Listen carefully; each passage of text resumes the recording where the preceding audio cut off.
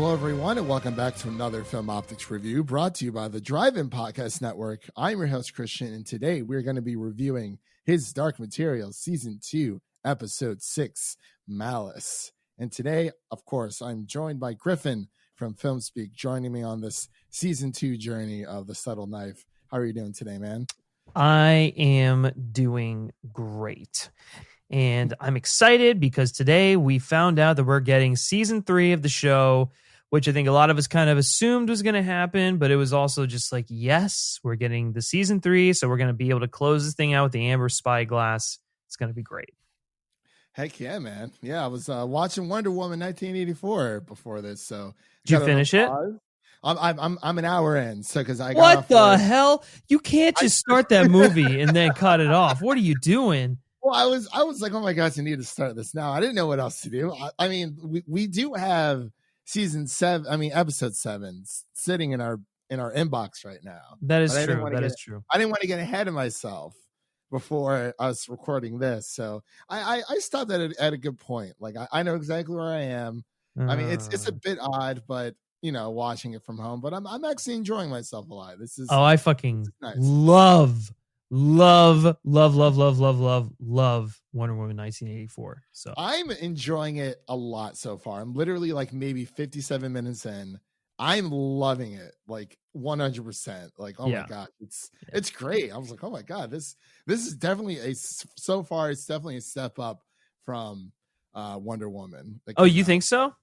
I think so. So far, nice. You know, I got what about? I think the movie's around 2.5 hours, so I got like an hour and a half to go. So yeah, exactly. I say this now, so I don't know what's going to happen in the future. It only gets better. It only gets better. Okay. That's all I'm going to say. Man, I believe you. I believe you for sure. But before we begin today's review, we would like to thank HBO, of course, for allowing us to watch and review this series early for you guys. Even though you know, we normally do this on Mondays, but hey, you know, life happens. And you know we're here, and that's all that matters. So. yeah, we're getting one out. That's all that matters. Yeah, of course. Yeah, for sure.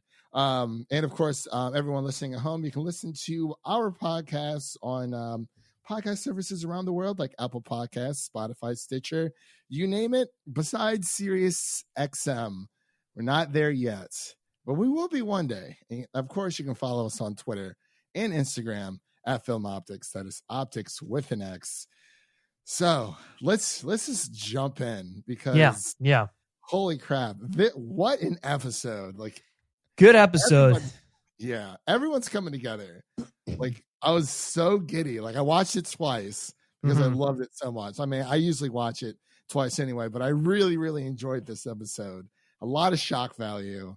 I mean, it starts off with I was a little confused at first when we first start off with the episode because of Will's hands, because they didn't really hint that it was getting worse, but I guess it, you know, it's been wrapped up for a while, so I would assume there would be some type of infection, which it kind of looks like it is, but it's not killing him. Yeah, well, I don't know. I mean, it could very well be on its way to killing him, but yeah, I mean, it was the infection caused by, you know, his entanglement with the guy and when he got the knife and everything, and because the knife is magic, it can only be cured by magic, and so that's why the witches come in, and then the witches are like gonna help him heal himself and all that. And I thought it was cool because it's like we've never actually seen Lyra and any of them interact with the witches before. I mean, I always like I kept forgetting that they hadn't interacted before, and I was like, oh, that's actually really nice. And like seeing how you know, they were just sort of like going off of like bouncing off of one another and whatnot, and like them talking to Lyra about trying to be safe, and it's like, okay, can you trust this guy? And then Lyra basically throwing her entire you know, faith and support behind Will and saying like, no, listen, he's supposed to go with me on this journey. I need to take him to his father and everything. And then of course Lee and Jakari are like Japari are like on their way there. It's like everyone's converging in on this city. Everyone is going in there. So Yeah, and it really puts things into perspective because during the beginning of the season, we see that Lyra and Will are in this strange city, and I keep thinking that the world is just the city, but obviously looking at it from this episode, like no, this is. I mean, I knew it was an entire world, but it really I guess clicks in my head. I'm like, oh wow, like obviously, yeah, this place is bigger than what we've come to believe, because every single time they go back to like the city of magpies, it's only in that abandoned city. But now we've learned that the surviving the surviving adults who were born in that world have like fled to the hills. But it was really nice that you mentioned that with Serafina Peckler, she comes in and all the kids from from this abandoned town we're gonna go kill Lyra, and then the witches come out of nowhere and it's like oh my gosh, it's time to step off, whatnot.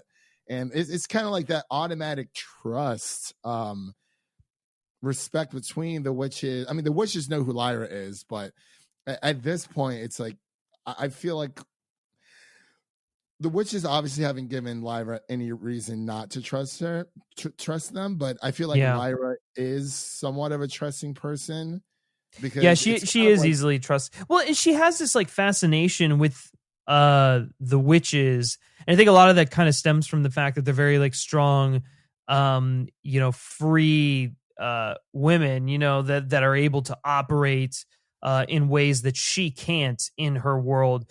But it is also interesting because it's like the witches are sort of just brought out as like tools. It's like, okay, they're brought out to tell people the prophecy and to tell them things. And then they're also brought out to just like protect Lyra. We don't actually really know anything about them too much, other than like what we've been told by other people. And so it kind of makes them a little bit difficult to connect with at times. At any time they're on screen, I kind of got, and I don't know if you feel this is just sort of what I happened, but every time they were on screen, I sort of got like the elves from Lord of the Rings vibe, where it's absolutely. just like, yeah, which is, well, it's good and bad, because I think they're interesting creatures and like they add a lot to the mythology, but like at the same time, they're very just like kind of empty in a way, just as like people. And so like, it's hard to kind of get behind them. They're just there to like, convey exposition, to like protect the prophecy or whatever, and that's really all we're given of them. And so I think that's sort of like, it's not like an issue that I have with the witches. It's just sort of like when your lead character has this fascination with them, you would think that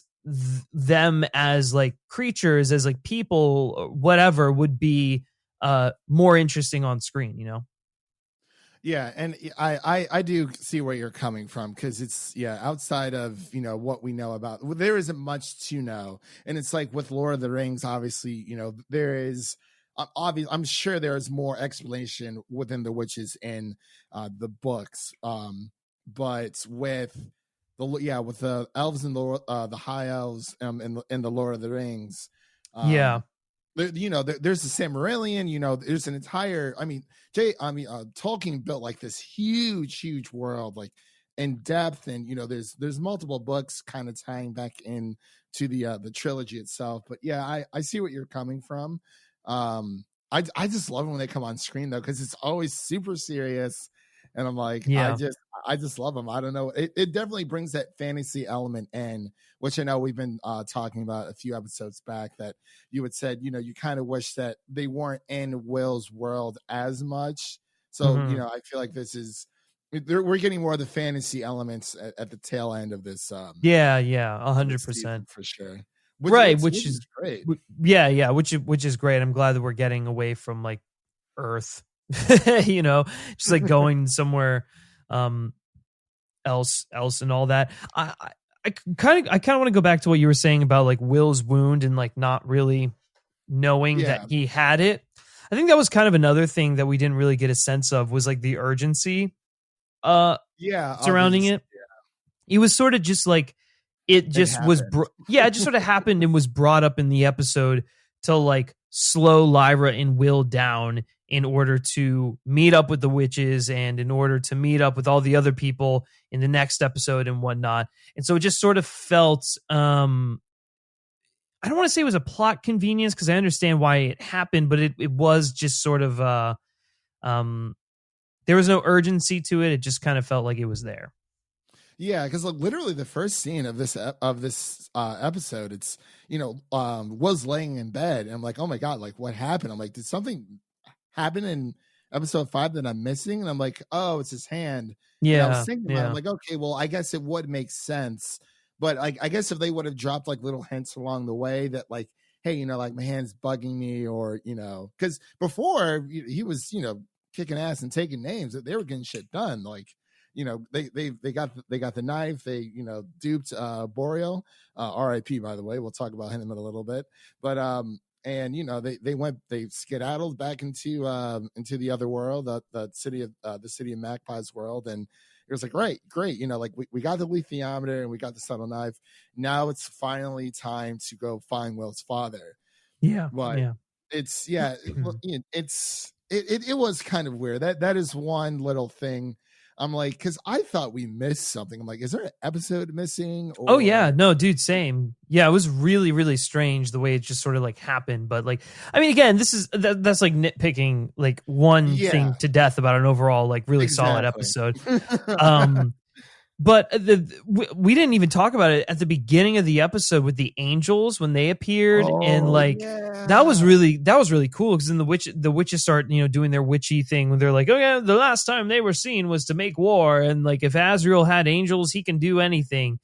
And so obviously we're led to believe that the angels are going to be wielded, or they're going to align themselves with Azrael and the rest of our heroes to take down and destroy the Magisterium, which also comes into play later on in the episode where the Magisterium, the one guy, I forget his name, but the one guy comes back to the other guy who can read the lithiometer. He comes back to the Cardinal, and he tells him what he went to go look up in the alethiometer, and then he also tells him supposedly he tells them Lyra's true identity, which they keep teasing us with that, and I know we'll probably get it eventually, but and now obviously they because of what he knows now, they have like a kill order out on Lyra. Well, again, they're just like they're paranoid and they're afraid of the demise of their entire operation, and so like I would say actually a common sort of just like thread of this entire episode was the line that like Mrs. Coulter says. I think she says it after she kills Boreal, I think, or maybe once she gets the specters, but she's like, strength is salvation. And I think that's after Boreal's death. Yeah. She's talking to like her demon. Yeah. Right, exactly. Fire. Yeah. And I think that not only rings true just for her, and now she has like a legion of like demons to control, not like actual demons from the show, but you know what I'm saying, wraiths or whatever to control. She has that. Lyra has the witches and the lithiometer. Will has the knife, and everything. So everyone's sort of like stockpiling their weapons and everything. And like the Magisterium has whatever the hell they're going to do, and they're going to like kill her. And so it's everyone. I think the line is great because it's showing that, the stronger you are, the more muscle you have, just in terms of power. I guess the more likely you are to win, or your salvation or stuff like that. So it was an interesting motto from her. And I think it was sort of like the through line of the episode, strength in numbers. I mean, and of course we have Lee Scoresby with the shaman. Exactly. Well, actually, exactly. You're right. I forgot about that. He's got the shaman who's, who can fly, who's doing his thing. Andrew Scott is so interesting in this series because it's just like, why is he the way he is? Like, how did he get like that? He's very like out there, but he's comforting at the same time. It's like, you see the, you know, the dynamic between him and Lin-Manuel. It's like, I mean, it's great acting. You know, they're bouncing off each other, and it's like it feels like they've known each other for like a long time, and they like, you know, separated for a few years and just came back and kind of, you know, picked back up where they left off, because yeah. he's like worried. He's worryless. Like, he's not worrisome at all. He's kind of just, you know, it's like he knows what's going to happen, but he doesn't at the same time. Right. I don't know. It's weird. But yeah, he's definitely one of the more interesting characters just because of how mysterious he is. But the thing I liked about this episode is we sort of broke a little into like the hardened shell of this just, you know, otherwise blank slate, talking about like how he sort of like misses his family and he feels closer to them by entering the new world. I mean, he has a job and a mission that he is on, but like the thought of his family sort of running through his head, and like him talking to Lee about that, I thought was a really nice character moment. And it was, I think throughout this episode, and I guess throughout the entire season, there's really been a great sort of through line of just like parents searching for their kids, and you know, no matter what the cost, and then like these kids longing for some sort of parental figure. You know, you have like people like Lyra who are like, they don't really want they feel like they don't belong in the arms of their parents, and like so does Will to an extent. But then you've got these kids who are just like in this city abandoned, and they just want like that, you know, the comfort and the guidance of a parental figure. And then you have like the parents of the people who don't want the parental figures, and they're all like, well, we want our kids. And so it's, I don't know, it is sort of like an interesting thing going on there. Yeah, and of course, now that you brought up, you know, the orphans, Mary comes into this episode as well. Mary, with just, she's, I don't know what she is, but you know, she comes in and all the orphans are following her around. She's like, is she not like afraid of the specters? Or like, oh, she's probably not from this world. And then like for a glimpse, well, you know, she's just kind of soaking in the environment that she's in. And, you know, she's on the beach, you know, just relaxing. She's this pure soul. I didn't like angel wings, like an angel like right behind her, like a glimpse of it. I was like, oh, there they are. I was like really, really excited. And Mary has like, she just has that pure soul. Like, even you saw it in this episode, you know, when she runs into the orphans, and she's like, you know, where are your parents? You know, the orphans are explaining, you know, what happened, like what the specters are. And they're like, you know, you can like tell us what to do if you want, you know, like tell us when to go to bed and boss us around. And then she feels like genuinely bad. Like the only like adult, and one of the only adults in this entire series who actually, you know, cares about children. And she's like, you know, I don't want you guys going off on your own. Come with me. I was sent here to do something, but I don't want to just leave you alone. So come with me. And so we kind of get that nice little moment. You know, she's kind of just sightseeing, seeing what's going on. But I thought it was great. I think a lot of it just sort of comes from her being the outsider. And then we also saw like her domestic life in a couple of episodes, and, you know, what she's capable of as a motherly figure. But yeah, I mean, Mary didn't have a whole lot to do this episode. She's obviously just sort of like converging on the mountain with everyone else, which is basically what this episode was setting up.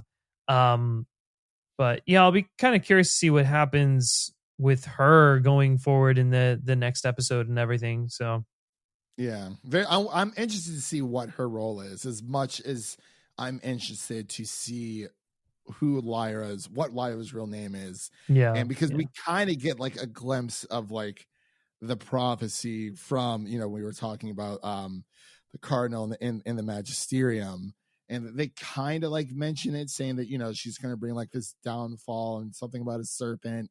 Yeah. I was like, wait, what? I'm like, oh, this is getting really, really good. Yeah. Right. Yeah. It was interesting.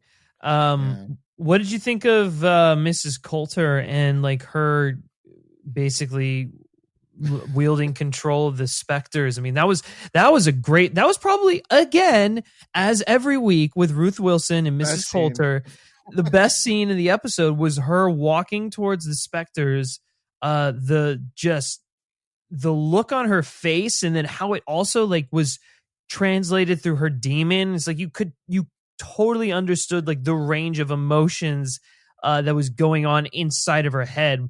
And I mean, again, Ruth Wilson is just so fucking good in this role. But that was such a powerful moment for Marissa, when she's just there and she like basically is able to control the specters, and it's like it's everything that she's sort of been building towards this season, coming from like a powerless state, regaining her own agency and power, and like taking control with her own agenda instead of being like the messenger or errand boy or errand woman for the Magisterium.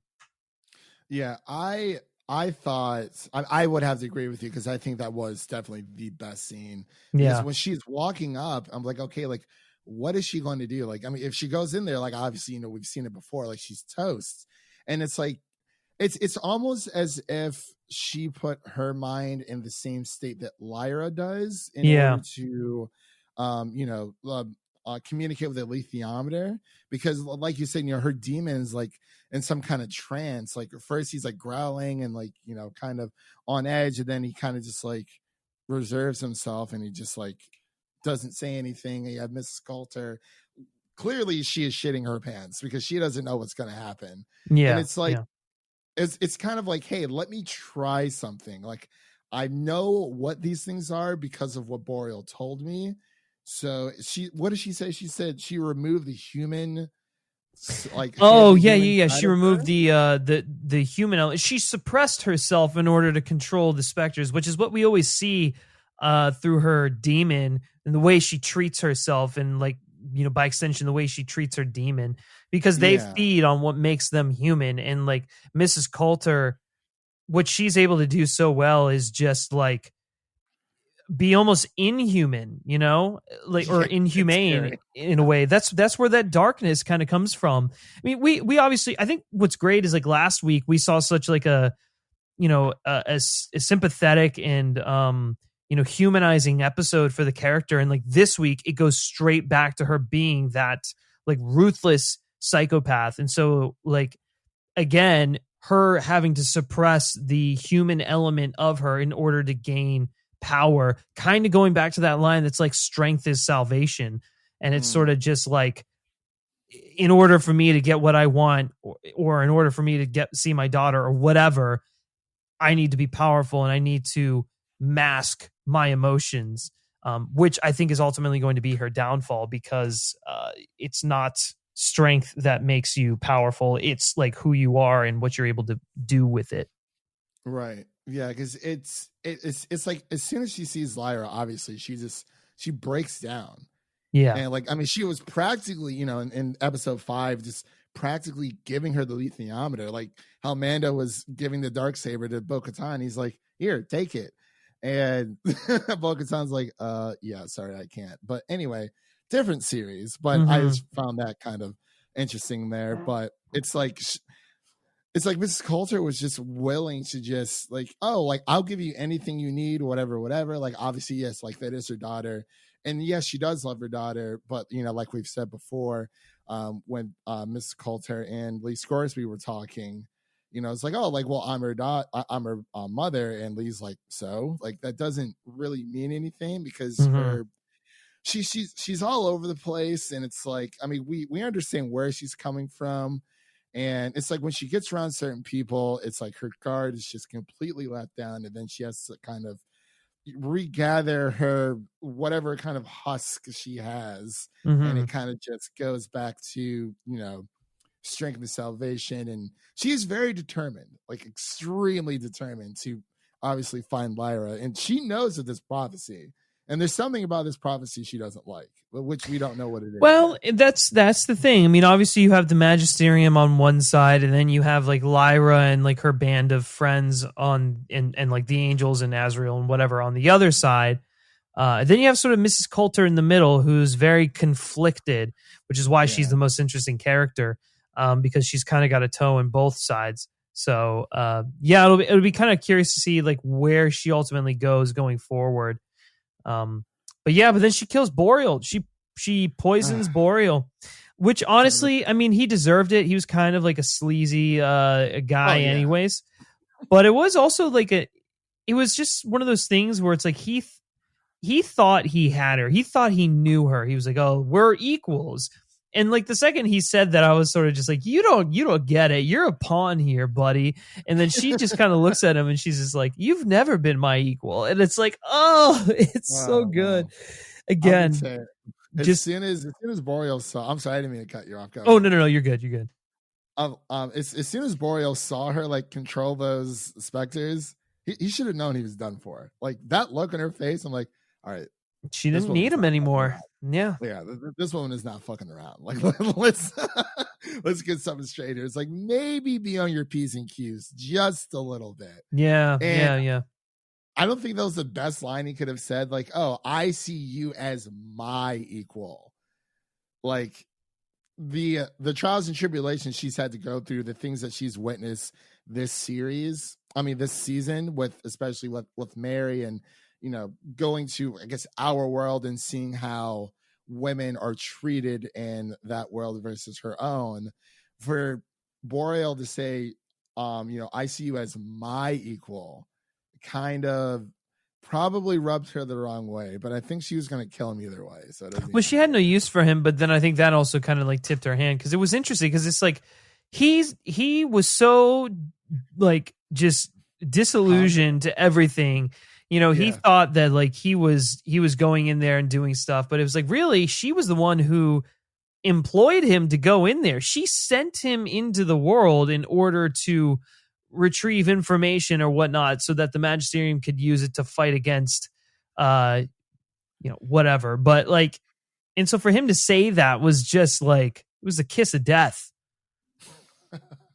Yeah, I can't say I feel bad from like 100%, but like there's like a little bit of sympathy, because it's like, oh, you know, she gave him a little smidge, and I was like, oh, I mean, she's ruthless, and so it's like in that regard, it's like, oh yeah, I guess, you know, I kind of feel bad for you, but at the same time, it's like, you kind of had it coming. Yeah, at the same time, it's like, yeah, he's definitely like he's literally, obviously, he's been, you know, out for himself this entire time. I mean, so is Mrs. Coulter. It's almost as if, you know, she just used him to get to Lyra, because as soon as he said, oh yeah, like I ran into your daughter, her ears perked up.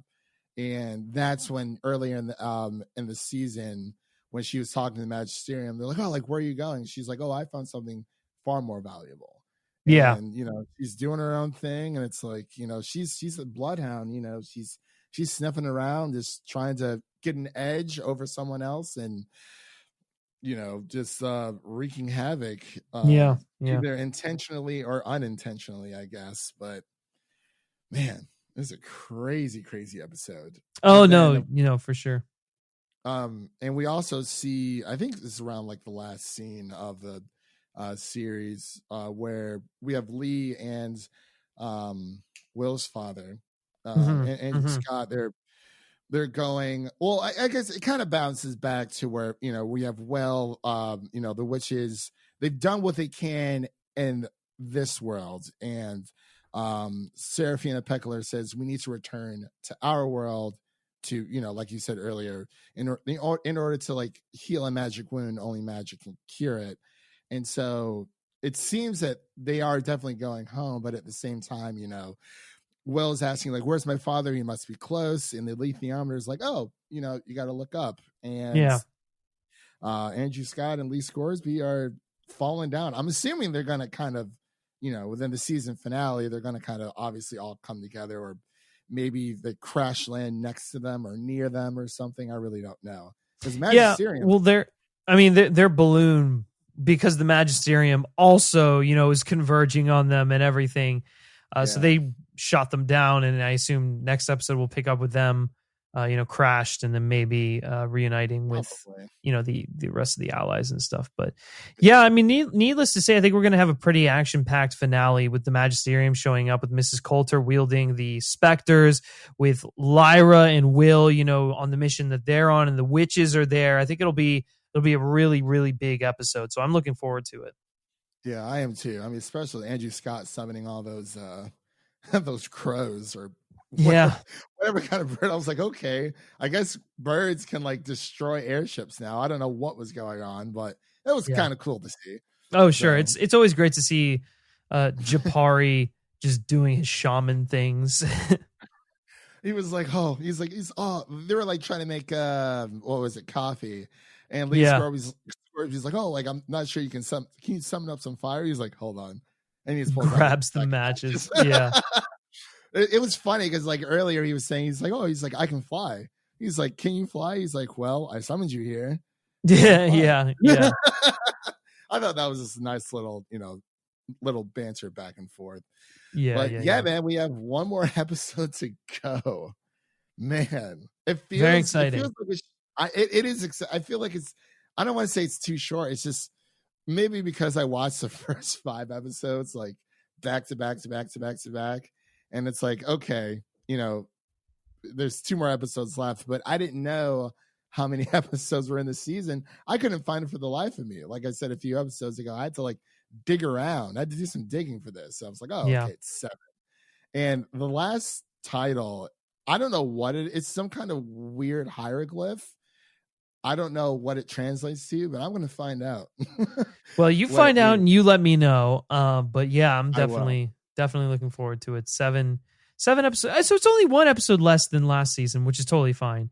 Hopefully next season is like 8 episodes or so. But I am again, this show is continuously consistent, exciting, great characters, great writing, great music, all sorts of stuff. I mean, it is just it is one of the most solid series of television I've ever watched, like consistently week to week. So yeah, I'm loving it. Yeah, I mean, apparently my mom is too. Like literally, she's like, "Oh my god!" Like she's been watching season 1. Like she's on episode 8. She's like, "Oh my god!" I was like, "What? Now you're just like the biggest like his Dark Materials fan? Now are you gonna go read the books or something?" Yeah, like, yeah. Right. I'm like, yeah, whatever. But yeah, so I guess I turned her on to that. She rarely ever watches anything new besides this and Lovecraft Country. But I was surprised that she started watching stuff on HBO again. So I was like, oh, all right, well, yeah. I guess that pretty much concludes this review. We pretty much tackled all the main points there. Of course, Griffin, as always, thank you so much for coming onto the podcast and talking shop for his Dark Materials. Of and of course that concludes. Yeah. No, I lost my train of thought. I'm sorry. Oh, no, you're okay.